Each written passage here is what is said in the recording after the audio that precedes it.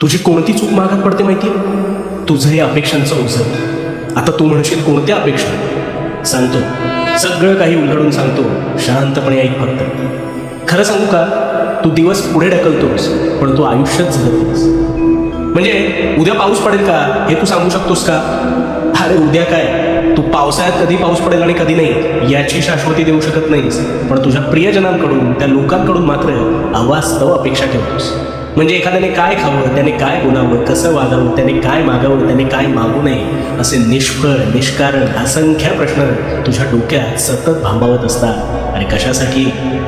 ह्याने वेळ आहे ना, हा वेळ तुझा खर्ची होणार आहे आणि समोरील व्यक्तीला गाडी मात्र काही फरक पडणार नाही. सापशिडीचा खेळ खेळताना ज्यावेळी तू फासे टाकतोस तेव्हा किती अंक येणार हे निश्चित सांगू शकतोस का रे? नाही ना, कारण तू निव्वळ अंदाज बांधू शकतोस.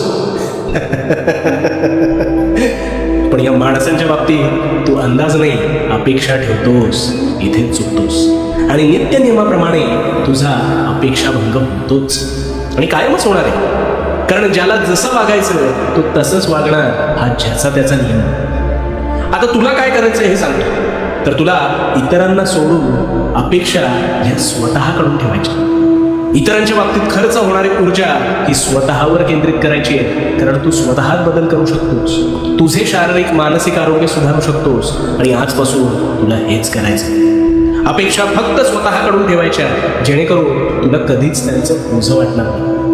अरे एक साधी गोष्ट ध्यानात घे, सगळंच जर तुझ्या मनाप्रमाणे झालं असतं तर ह्या चढ उतारांशिवाय तुझं आयुष्य हे नीरस झालं असतं. आणि म्हणून अपेक्षांच्या ओझ्याची चूक सुधार आणि तुझ्या उत्कर्षासाठी अपेक्षा ह्या तुझ्या पुरतीच मर्यादित ठेव. आणि हो भिवू नकोस, कारण मी तुझ्या पाठीशी आहे. भिवू नकोस, मी तुझ्या पाठीशी.